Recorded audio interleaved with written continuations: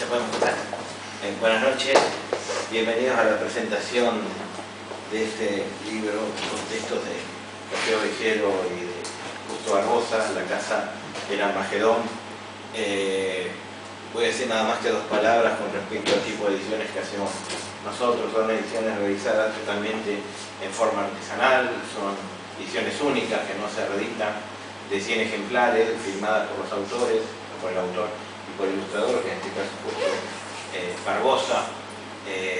La idea no pretenden ser ediciones de lujo, de hecho, digamos, son equiparables a una edición de calidad similar industrial. La idea es recuperar un poco el objeto como libro, la artesanía, en la producción del libro, ¿no? Y la idea, en estos tiempos en el cual el invento de Gutenberg ha sido superado en eficiencia por otro tipo de tecnología, bueno, ya el libro liberado de esa necesidad de masividad, creo que se convierte en un objeto realmente muy bonito, con olor, con tacto, con todo un montón de cosas que tiene sus características. Desde luego son 100 ejemplares, pero ninguno es exactamente igual al otro, porque como se hace en forma totalmente manual, es imposible que sea exactamente igual. Y para reforzar este hecho de que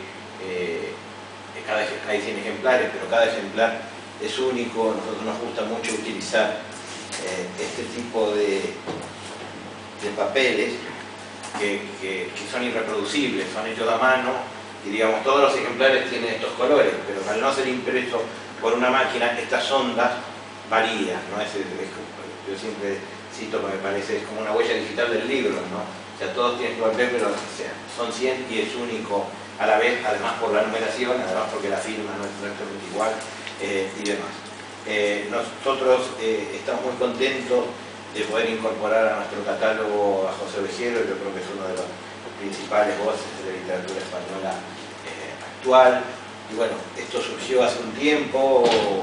Ustedes saben que todos tenemos el Museo del Escritor, que es una colección que estamos ahora preparando para ampliar el espacio expositivo, que reúne objetos que pertenecieron a diferentes escritores de lengua castellana, tanto latinoamericanos como españoles, y a él lo invitamos a participar, y él nos trajo un cuaderno que tiene que ver con el viaje a China, que dio origen a su libro China para hipocondríacos, ¿no? Con el cuaderno con apuntes de ese viaje y también con las clases de chino que tomó, y ahí creo que le dije, le conté de los libros, y él, la verdad que muy gentilmente y rápidamente encontró este cuento, que es un cuento, digamos, inicial, si quiero, de una capa inicial. Ya eso lo dirá mejor que yo. Y bueno, cuando lo leímos nos pareció que Justo Barbosa, que es un amigo de la casa y que ya ha trabajado en otros proyectos con nosotros, nos parecía que podía hacer, digamos, las imágenes que acompañaran este libro. A mí siempre me gusta más hablar de imágenes que de ilustraciones, porque en realidad son imágenes que el texto sugiere, no se trata como un libro infantil en el cual uno ve en el dibujo lo que pasa en el texto. Y bueno, el resultado fue este libro. Lo hemos decidido hacer en formato apaisado, porque cuando Justo mandó las imágenes nos pareció, él me autorizó a cortarlas o demás, pero me pareció que el formato era bien, y las imágenes, si bien están impresas de color, son básicamente en tonos de negros y de gris, con lo cual hemos tratado de mantener esos colores más allá del agregado del azul, para que no fuera algo tan... Ya el cuento tiene lo suyo para hacerlo tan lúgubre. Hemos mantenido más o menos esa línea. Y bueno, nada más. Luego, por supuesto, están invitados a compartir un brindis. Y no sé si te parece justo, te paso la palabra aquí si quieres decir algo, y luego... Bueno, agradecer a la editorial y la lectura del texto desde el punto de vista de su atractivo literario es feliz y es interesante. Desde el punto de vista de la temática es siniestra, de modo que ahí hubo que acercarse con mucha cautela, sobre todo tratándose de que en Argentina hemos vivido circunstancias de reclusión que tienen esta intensidad. Y bueno, buscando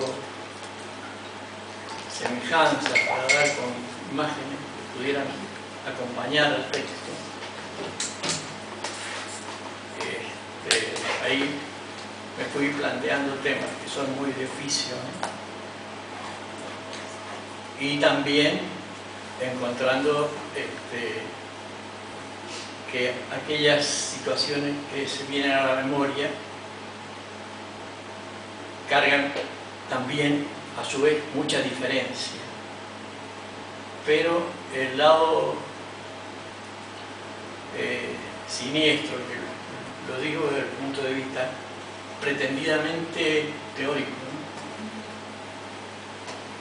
radicaría en que en esas circunstancias el recluido, mediante secuestro o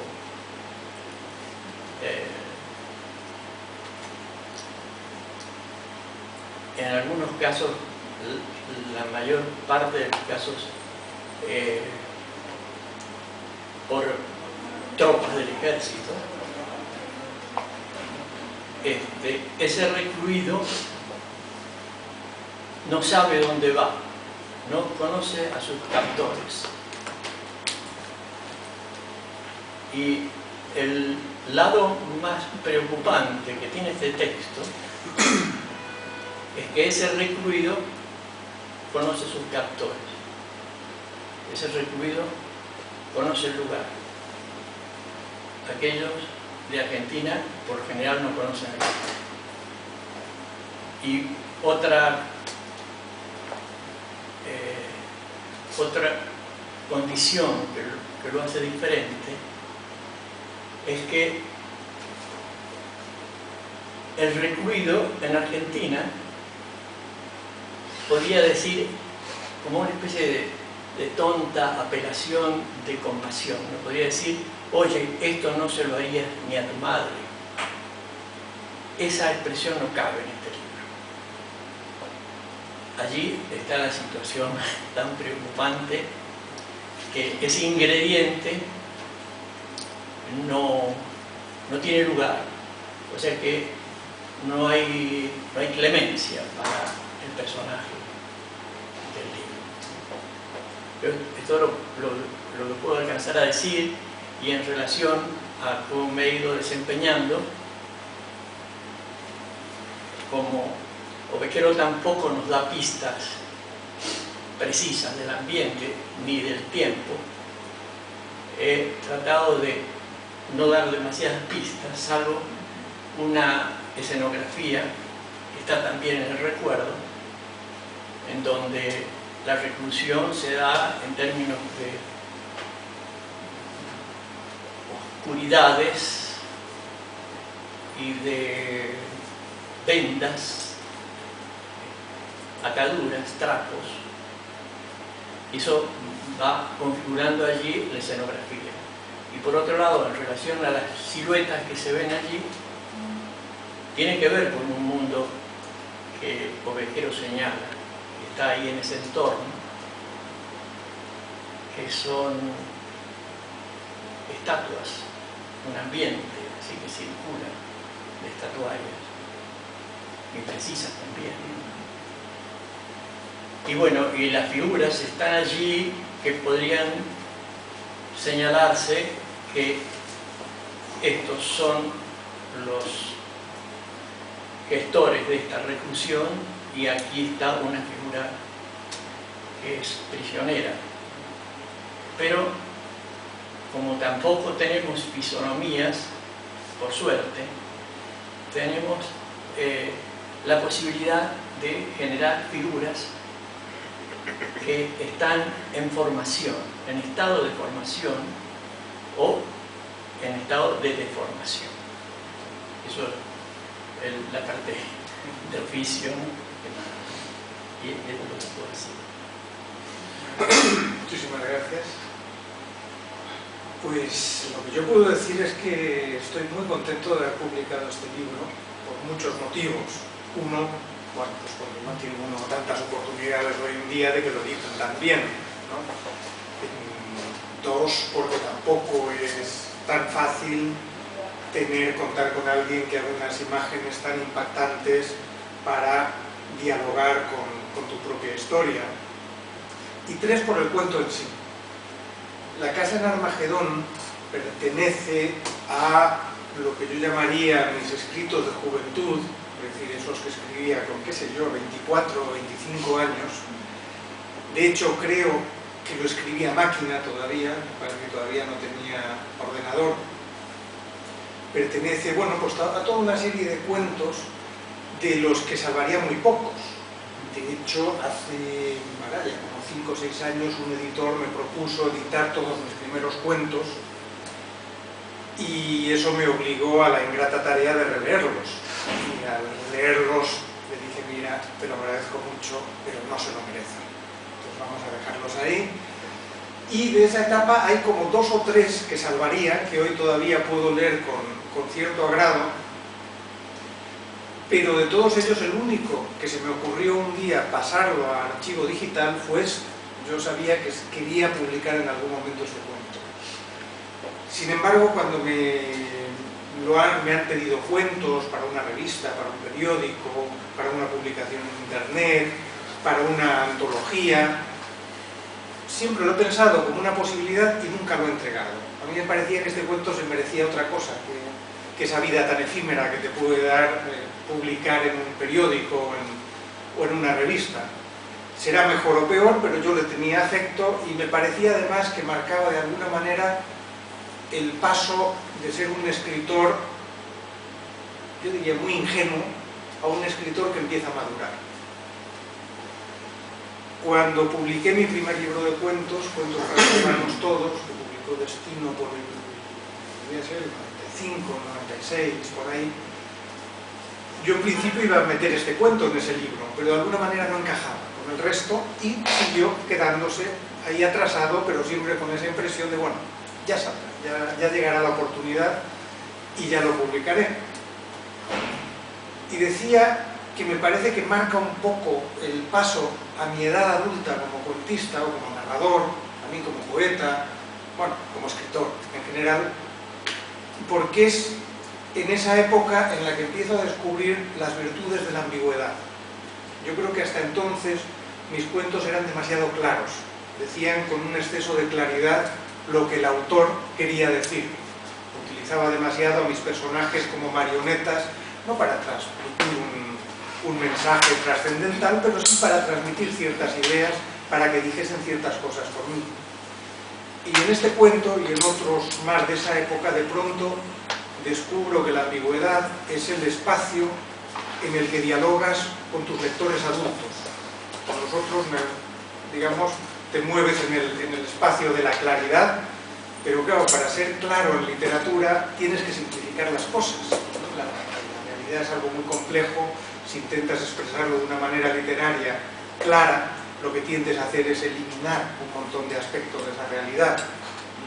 Entonces, cuando descubro las virtudes de la ambigüedad es cuando yo creo que empiezo a madurar como escritor y que mis obras empiezan a adquirir un sentido que no tenían antes.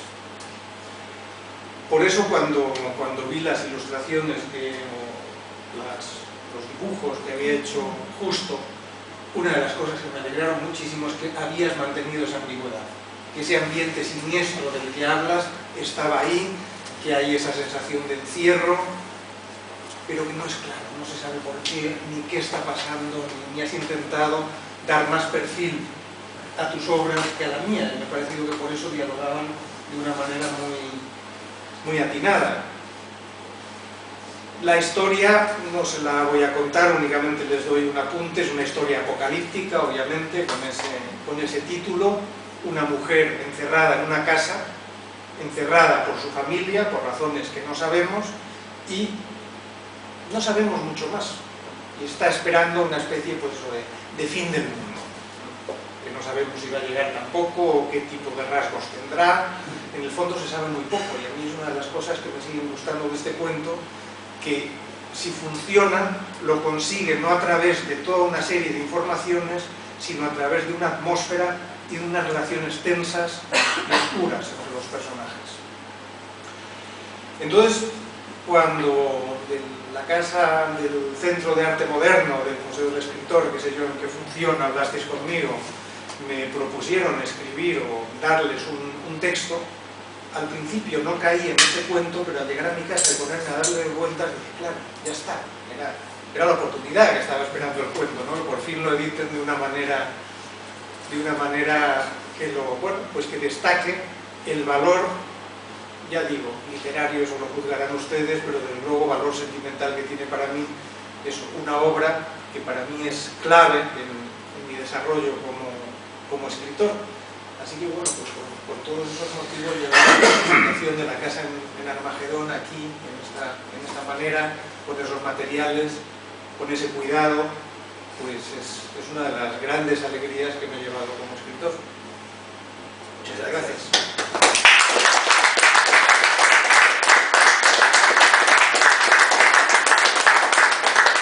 Si alguien quiere hacer alguna pregunta, algún comentario, es el momento para hacerlo o de callar para siempre. Ustedes eligen. Bueno, para siempre o para ahora, ¿no? Para darle más calidad, más empujón para que hablen ahora. Pueden hacerlo. Si alguien quiere hacer un comentario, si no... Yo tengo una curiosidad, te quería preguntar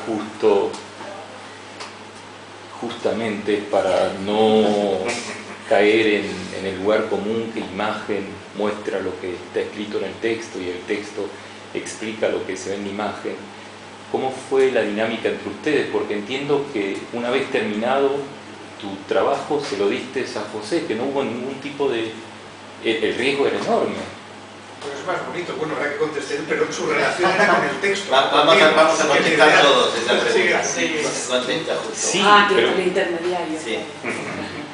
pero justamente está tan lleno de ejemplos donde hay un lugar común, un pleonasmo, donde no hay diálogo entre el texto y la imagen, que el desafío es grandísimo. No sé cómo...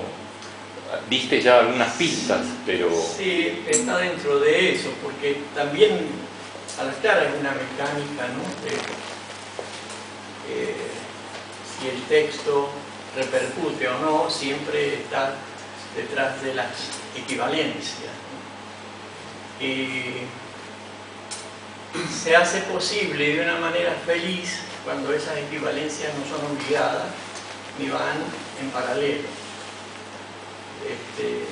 Yo acompaño, no quiero aclarar situaciones, pero de alguna manera lo que sí puede ir quedando es el grado de intensidad emocional que el texto te aplica.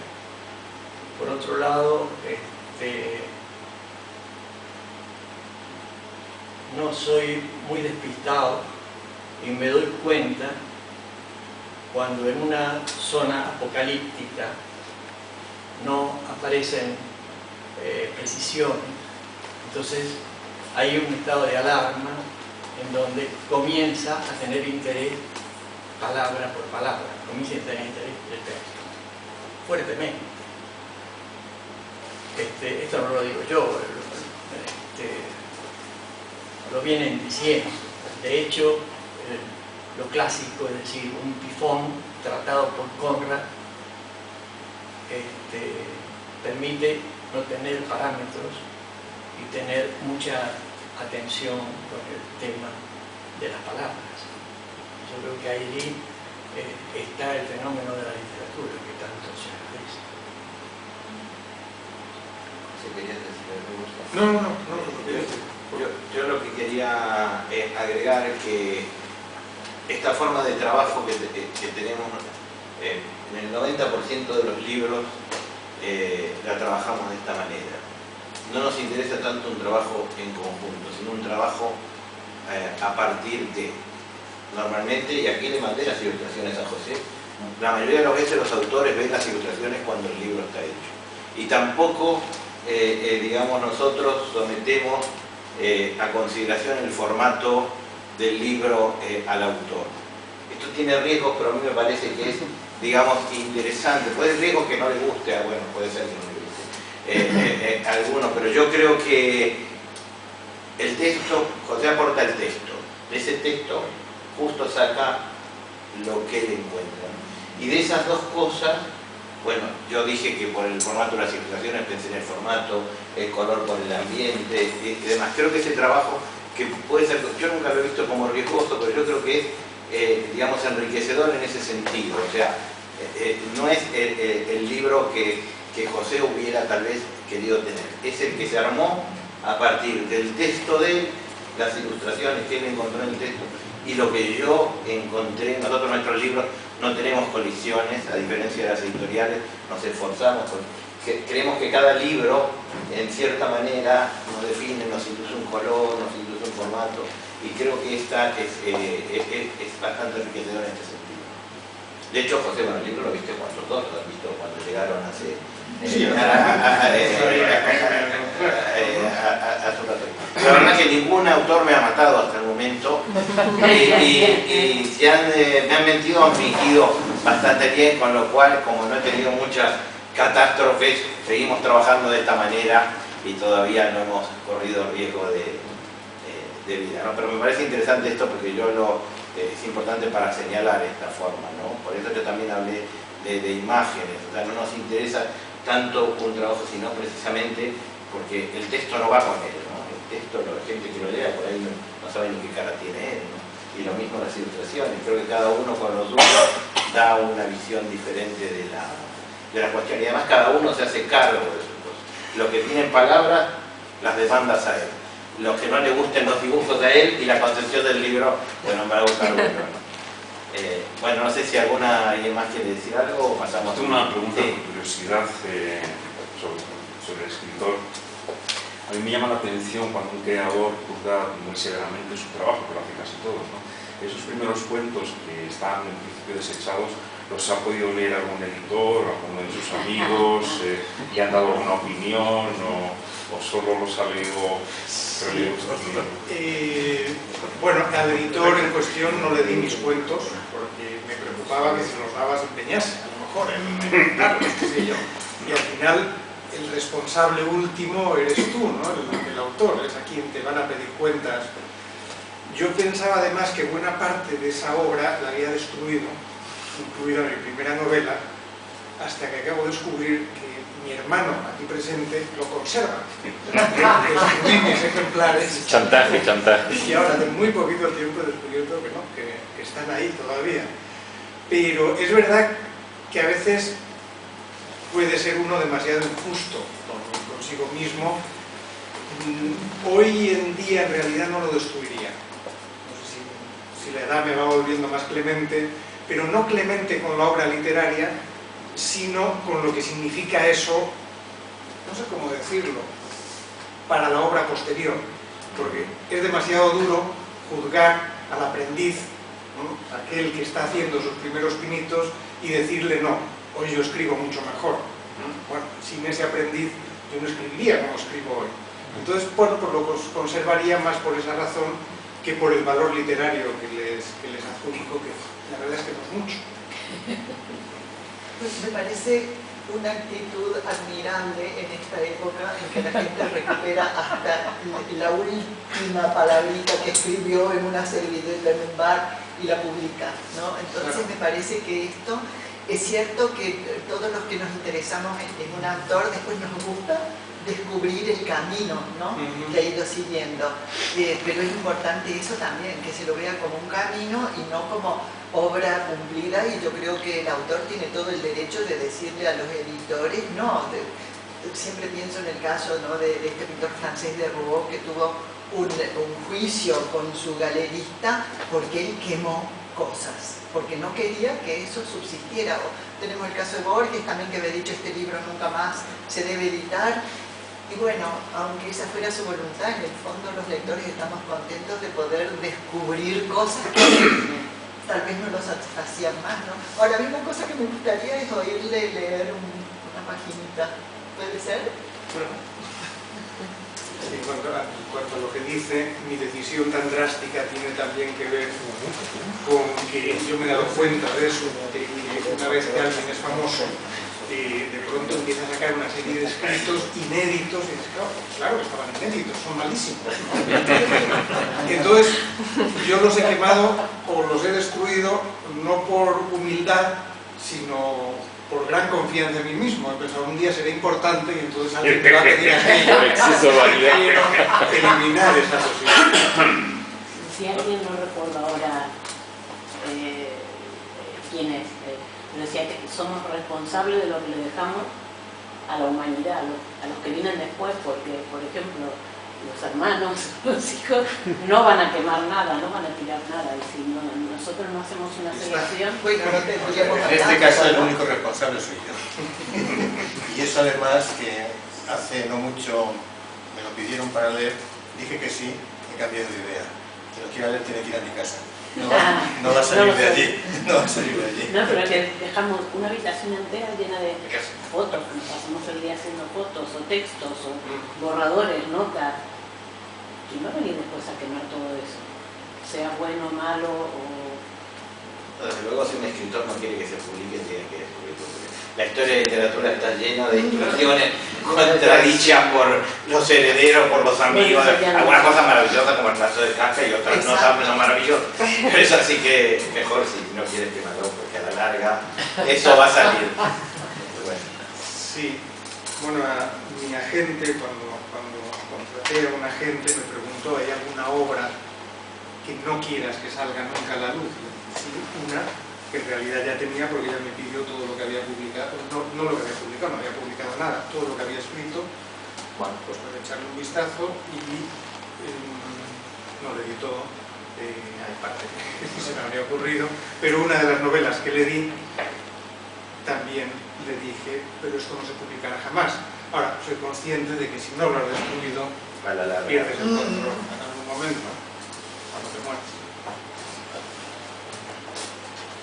Ya antes de que la claridad del alba se deslice a través de las rendijas de las persianas, escucho las primeras señales de vida en la casa. Cada mañana, siempre estoy despierta, desde mucho antes, a veces incluso hilvano unos días con otros en mi vigilia alerta. Cada mañana aguardo impaciente esas señales. Primero braman las tuberías y parece que la casa es un monstruo que bosteza. Luego el tintineo de los cubiertos, las voces, las carcajadas inexplicables. Yo me pregunto, ¿a qué vienen esas prisas? ¿A qué ese madrugar más que el día, cuando hay, queda, tan poco que hacer? Supongo que están inquietos. Se agitan en su guarida sin poder conciliar el sueño, como animales que ventean la tormenta. O quizá es un intento consecuente de estrujar al máximo el zumo de los días en el temor de que el fruto les sea retirado repentinamente de sus bocas. Aguardo tumbada en la cama, inmóvil, Muchas gracias. Bueno, entonces con este un final perfecto pasamos al vino. Muchas gracias.